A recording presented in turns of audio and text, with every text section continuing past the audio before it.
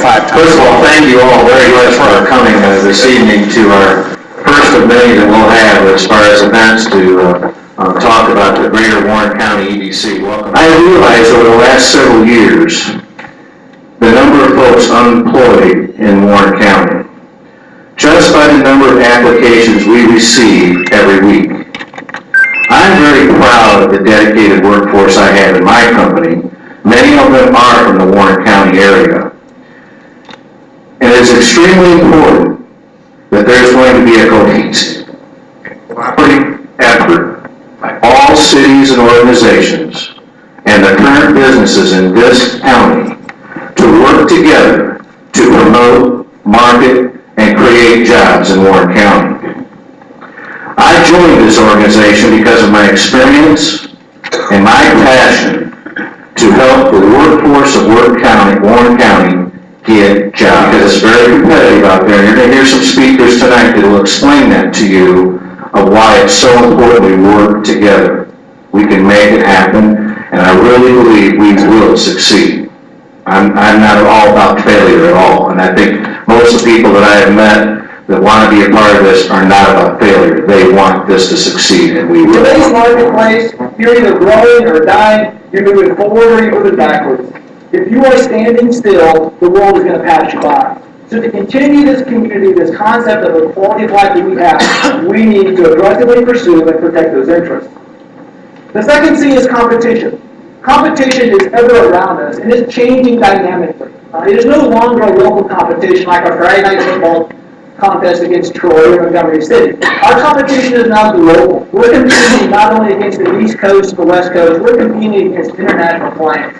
And I believe it's imperative that we create new opportunities, new partnerships, new approaches to economic development so we can remain competitive. The third reason is our citizens' expectations. People in our community want good-paying jobs. They want access to new economic development opportunities. And as business and community leaders, believe it or not, they are looking to you for that critical leadership and for the results they're wanting in their own community. But therefore, I believe there are four motivators that are really important to understand in order to support this effort to create an aggressive economic development program.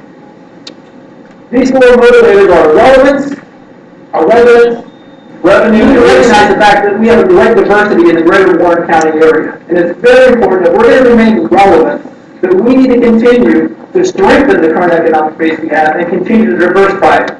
Because it's that diversity that gives us prosperity in the good times and resilience in the tough times. It's important to note, though, that our county's population, much like our country's population, is aging, and it's aging significantly. And we are constantly getting to be a little bit older of a population. But in our region, we still have a significant portion of population that is working age adults. What I call that is the 25 to 64-year-old category. That represents 53% of our population. That is a tremendous 57% of our working population leaves the county each day for employment. This represents a vast labor pool of highly qualified workers that would be available to meet the employment needs of our existing businesses and provide a very desirable labor force for the new businesses in the emerging economic sector. I believe our residents are banking on you, the business and community leaders in the greater Warren County area, to create and promote new economic opportunities. The total number of industrial firms peaked in Warren County in 2007. At that point, there were 652 establishments, and since then, it has been in pretty sharp decline. Our current level of 580 industrial establishments within the county is at the level it was in 2002. And projections indicate that this decline will continue unless we take aggressive action to change this trend. The total employment across all industrial sectors is also a very sharp decline. Total county industrial employment reached a peak of more than 1,600 workers in 2005. Due to the economic downturn we experienced in 2008, that number now is nearing 6,000. Now the good news. Wages from the employment and the industrial sector has been steadily increasing over the past decade, with an only marginal decline since the 2008 recession. What this tells me is that employers are willing to pay well for the skills that they need to be competitive. This presents opportunities for us as a community to elevate the skills of our workers to meet the quality demands while improving the economic success valuation. As you know, provides tax revenues to support the institutions that are critical to our community. Institutions that I believe will be key players in determining the level of success we will have in growing our economy. Our greatest increase in real estate assessed valuation is in the residential sector. We're fortunate to see a 50% increase in the commercial sector during the same time period. However, if you're familiar with taxing structures in the state of Missouri, you will realize that to continue to meet the services and expectations of our growing population, we need to increase our commercial valuation. Residential valuation alone will not. We are located between the state's premier research facilities in St. Louis and Columbia. We have immediate access to the global markets via Interstate 70. We have access to nearby airports, railroads, river ports, etc., so we can access global markets almost immediately. And we have abundant capacity for broadband and technology deployment. Therefore, to position our community for economic development, we need to let the innovators know that we are open for business. This is something that an economic development program will accomplish for you as a community. Josh is one of the main reasons I feel comfortable with having the city being a member of this organization. Josh is a professional, he knows our area, he's worked with us in the past. In business of ED, a couple of things that all projects hinge on are the relationships and trust that you put in people.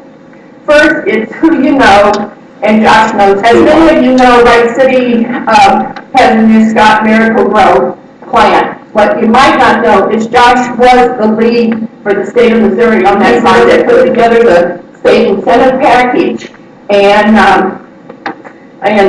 the announcement of the project. As in any large project, you can step on toes real easy if you don't watch it from the top of the state down, and Josh was helping make sure that didn't happen in this project with me.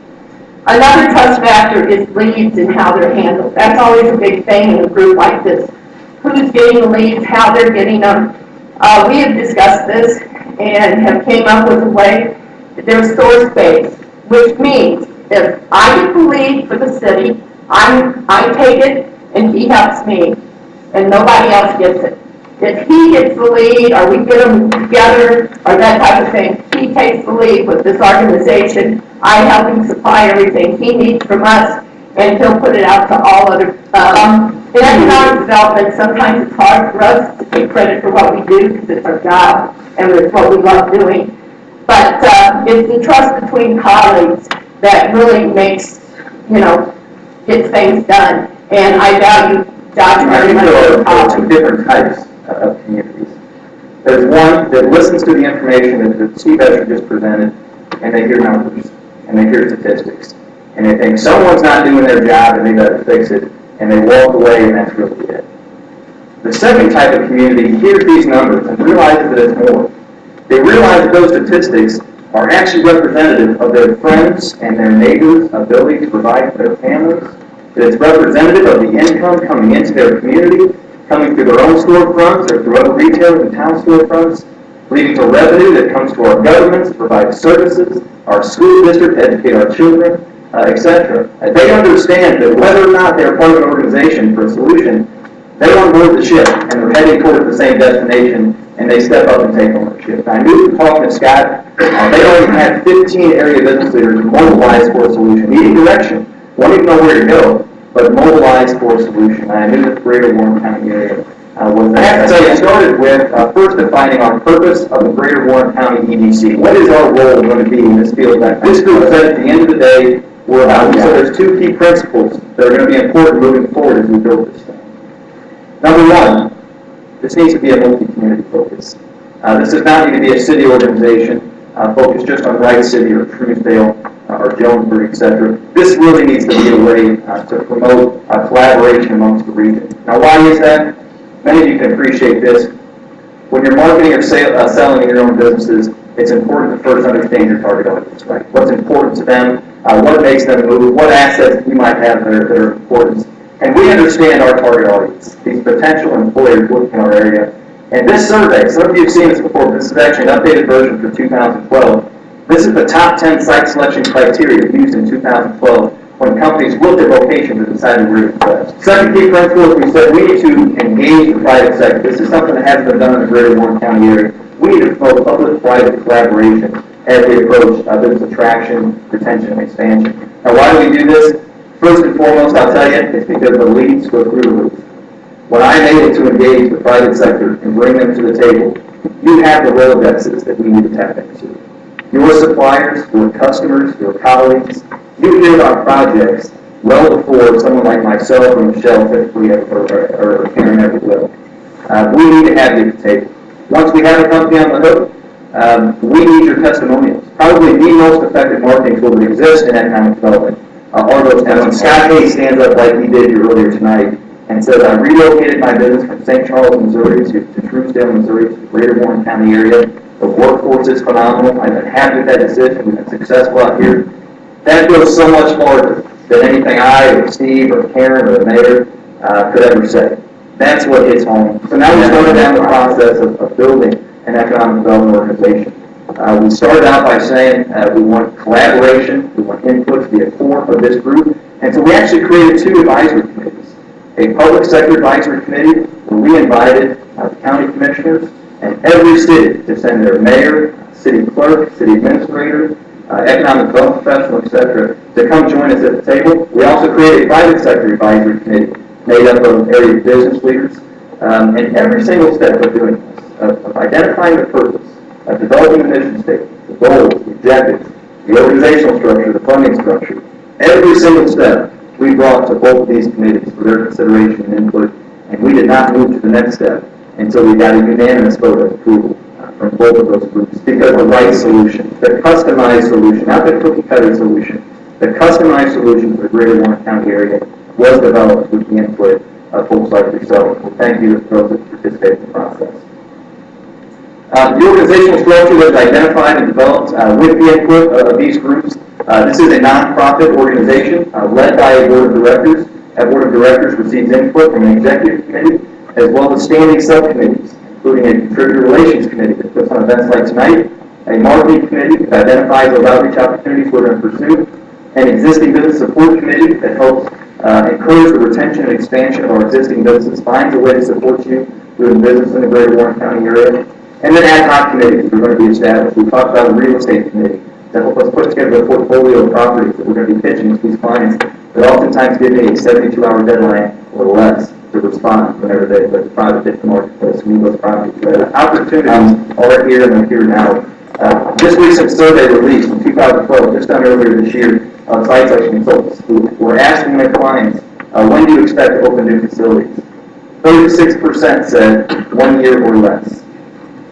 These folks typically have already decided where they're going to locate. Those are the folks that we need to be on this 2 years ago in order to get in front of them. Some of them, however, are the existing businesses that some of us have heard from, those builders in the crowd, desperately looking for space yesterday. Existing buildings they can step into. That's the sort of 36%. However, the next figure that you see, 2 years or less, 50%. These are projects that we're going to go after. What is significant? In the past 60 days or so, we've been working projects, 12 different projects have hit my desk where the greater Warren County area has qualified for. 7 of those projects I've been able to move into, or we've been able to move into active status, meaning that we actually found a site or building that meets their requirements, and we submitted a proposal to the company.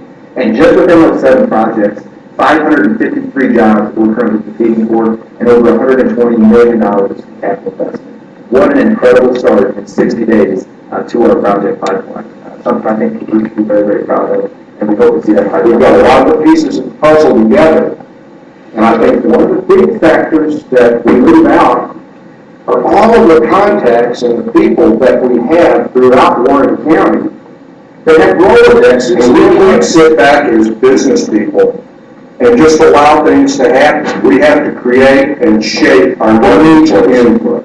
We need to be involved and realize that we're at a crossroads. This is an eventful time with our economy. It's a time that we need to take charge. We do not let anyone else make those decisions for us. We have a great community. We have all the governments working hand in hand. We can move this thing forward. I truly believe that.